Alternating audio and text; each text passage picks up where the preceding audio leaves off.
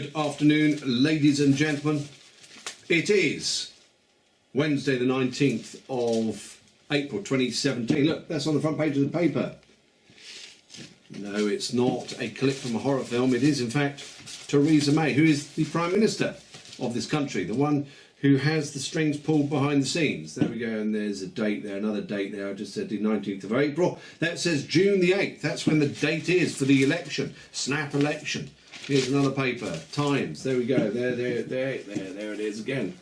Okay. Now, if you read these papers, you will see that it's going to be a massive, massive landslide victory for the Conservatives. That's what the plan appears to be. And so that's what will happen. That's what the strings are pulling. So that's most probably what will happen. What's the significance of this? Well, it's ostensibly it's about Brexit. We've got to get Brexit pushed through. We've had the referendum. We've got to get Brexit pushed through. And so, you know, there's this pushing of Brexit as ever. Brexit is one of the biggest jokes there has ever been, ladies and gentlemen. Let's consider why. Firstly, it split the country up. It's been a massive distraction to stuff that's going on behind the scenes. In fact, one wonders what's going on behind the scenes. Big snap election and war talk and all this. What's going on behind the scenes while we're all distracted with all this? That's a good question. I'm not going to go into that right now. But anyway,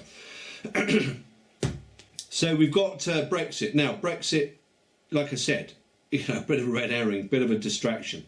If it had been... The mantra for those who are pushing for Brexit was, generally speaking, we've got to have our country in our own hands, we've got to have our laws in our own hands. Okay, if anybody had ever asked what that meant to anybody, you'd have got a completely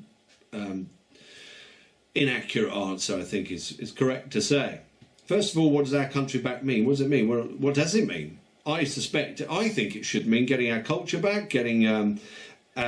stopping this country from being subjected to the massive planned injection of immigrants to undermine the culture. An absolute stop to that. I think that's one thing that it would involve. I think it is our country, and the culture is very much linked with our law, and they said get our laws back, but when they define that they said just get away from the influence of the European Court, which basically is all corporate law and totally irrelevant to common law. We've got our laws back. All we've got to do, we've got them already. All we've got to do is implement them. But nobody talks about that. They just said the laws will be ours. But they never, they lie by saying it's the law, because this isn't the law that comes from the EU. It's regulations, it's statute, it's legislation, which is always trumped by common law. And those who practice it will know it very clearly.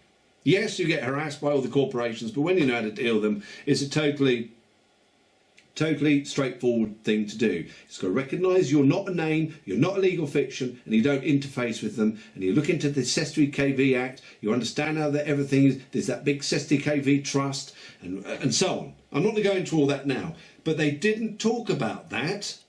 They just said get our laws back. And basically what they were saying is get the corporate law still made only now in this country, not in the EU. That's all they're trying to do. And in fact, if you're going to talk about that level, that can be quite problematic. Nevertheless, if they'd given honest answers and said, I want our country back, I want our law back, that means the common law, and explained about the common law, then they would have been talking, but they weren't, you see, so you had to get half-truths, forked tongues. The other thing they never said, the people who were pushing the Brexit mantra, they never said, we want protectionism. They all said, we want free trade. This has been pushed in people's heads since I can remember. Free trade, oh the wonderful, it sounds nice, free trade, doesn't it? But you know what, in practice what happens is massive international corporations own everything and are beyond the law. Right? That's what happens, you know, because they're not in the country. That's what happens. But they didn't talk about that. So this whole Brexit thing is it's fake, isn't it? It's a joke. And she's going in there saying, we've got to push this Brexit through. What's the outcome of this? Let's think about the outcome of this push Brexit through, shall we? Well, push Brexit through. They've been in, I think they've had a couple of years. They want to get another 5 years. That's going to take us up to 2022, isn't it? thereabouts, 2022. 5 years, I think it's going to be a massive landslide. The powers that be pull the strings when most probably want a massive landslide, so it will be one. And they need that massive landslide to push very, very hard indeed. And if you judge them by the fruits, you can judge this woman by the fruits and what she likes and what she's connected to. It's absolute control. Okay, so not nice at all. Now, what else did they say? These people who, and listen to what they say, and listen to also what the Brexit pushers said. They said we don't want to be Europe only, we want to be global. And that the clues are all around us. They want to be global. So yeah, get out of the EU. The EU is breaking up anyway with all the planned destruction of it. And then what's going to happen is that everybody becomes global. That's the plan. That's where they're going next. Global. They all say it now. We're going global. It's not Europe, it's global. What does that mean? With free trade, that's corporate internationalist total control, basically. At least you had a little firewall with the EU if you're talking about having a country that's run by corporations. But when it's global, that's it, isn't it? That's it. There's total free trade, and that's total control of the tiny little group that control the big organisations, the big international organisations, corporations. That's the end game, ladies and gentlemen, as far as I can see. And I think it's something we should be very, very concerned about and very, very aware of. The answer is the law. Very much the answer is the law, and it's the common law. And it's recognising how it works, and it's applying it as much as you can. And it's recognising its origin, which is the Bible. It's God's law through Christ, implemented by man's common sense and reason. That's what the common law is. They don't like the law, the common law. That's why they lie and say legislation is law.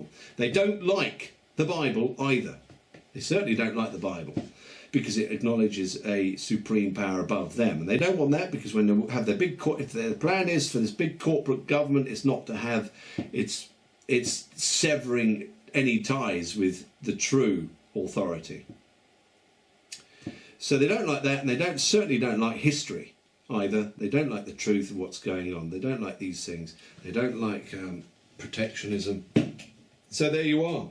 That's what's going on. This is where this country is going, to absolute disaster land, unless people start to think about the law and their true position as a man or a woman in this world and start to stand up. I've noticed actually people around me are beginning to do their thing. They're not renewing their council tax, for example. They've researched it, they've looked into it. Some are using Section 13A Local Government Finance Act, saying I need it to be taken to nil. They are writing to the man in charge, the CEO, it to his name, not Mr. Miss or whatever. They're signing their name in, like David, I don't know, Hills at the bottom, not Mr. Hills, not Miss, they're insisting they're called David Hills.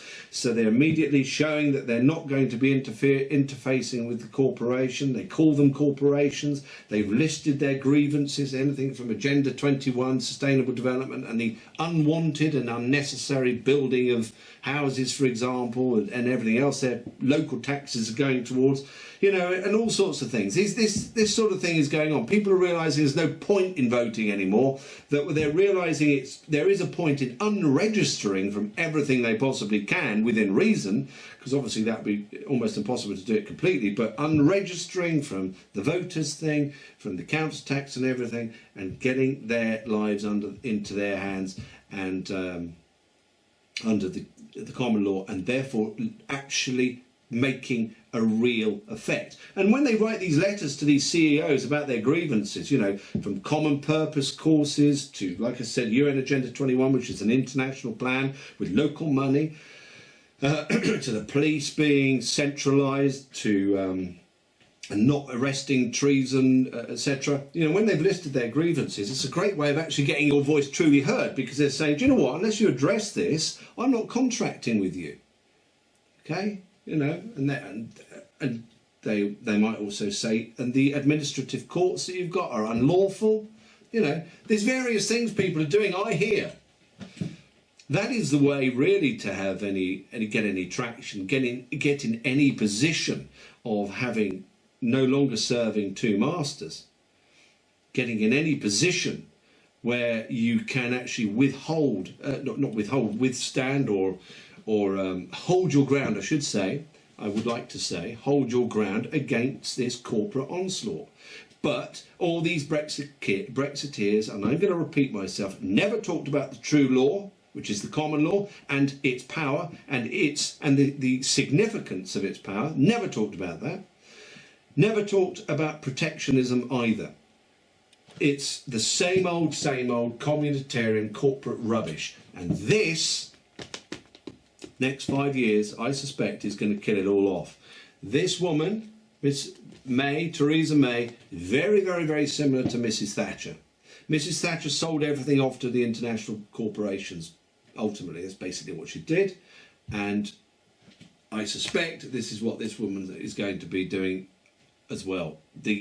Another layer of corporatisation, another layer of ignoring the law, another layer of doing the bidding of her internationalist masters, her string pullers.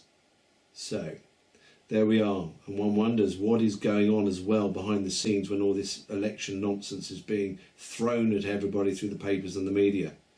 And meanwhile all this war talk is going on.